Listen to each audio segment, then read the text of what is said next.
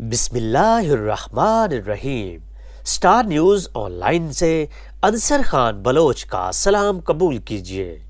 سلطان العارفین برہان الواصلین حضرت سخی سلطان باہو رحمۃ اللہ علیہ پر ایک ڈاکومنٹری پیش کی جا رہی ہے۔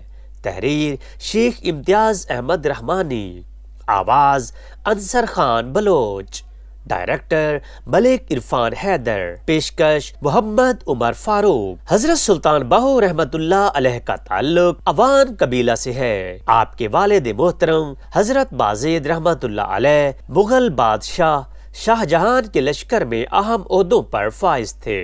عہدہ چھوڑنے کے بعد جنگ کے علاقہ شورکوٹ میں آباد ہو گئے۔ آپ کی والدہ محترمہ کا اسم گرامی راستی بی بی ہے۔ آپ کی ولادت یکم جمادی الثانی 1039 ہجری کو ہوئی۔ اوائل عمری میں ہی آپ واردات غیبی اور فتوحات لا ریبی میں مستغرق رہتے تھے۔ آپ نے ابتدائی باطنی اور روحانی تربیت اپنی والدہ ماجدہ سے حاصل کی۔ آپ نے اپنی تقریر و تحریر سے تعلیمات اسلامیہ کو عام کیا تاکہ بھولے بھٹکے لوگ ان تعلیمات کے ذریعے راہ راست پر آ سکیں۔ آپ نے اپنے اشعار میں واضح فرمایا، مادی جسم کے اندر موجود باطنی انسان ایک جیتا جاگتا وجود ہے جو انسان کی توجہ کا طالب ہے۔ جس طرح مادی جسم کی تندرستی کے لیے صحیح غذا ضروری ہے، اسی طرح باطنی وجود کی بھی غذا ہے جس سے وہ سکون محسوس کرتا ہے، تندرست و توانا ہوتا ہے اور قوت حاصل کرتا ہے۔ قرآن پاک میں اللہ تعالیٰ فرماتا ہے، بے شک ذکر اللہ سے ہی قلوب کو اطمینان اور سکون حاصل ہوتا ہے۔ سخی سلطان باہو فرماتے ہیں کہ تجھ پر اس قدر کتابیں پڑھنے کی دھن کیوں سوار رہتی ہے؟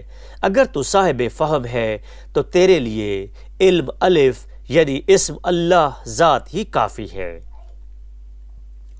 ایک اور مقام پر آپ نے فرمایا کہ اسم اللہ ذات طالبان مولا کی ہر مقام پر رہنمائی کرتا ہے اور اسم اللہ ذات سے ہی وہ کامل فقر کے مراتب پر پہنچتے ہیں۔ اسم اللہ ذات نہایت بھاری و عظیم امانت ہے۔ اس کی حقیقت کو صرف حضور صلی اللہ علیہ وآلہ وسلم ہی جانتے ہیں۔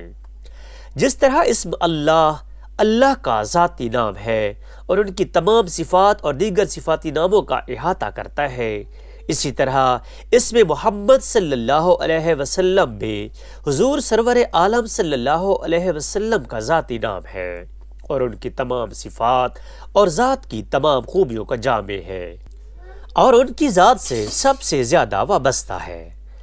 اس لیے تصور اسم محمد صلی اللہ علیہ وسلم مجلس محمدی کی حضوری کے لیے سب سے پر اثر اور طاقتور ذریعہ ہے، جو باطن میں دیدار الہی سے پہلے اہم مقام ہے۔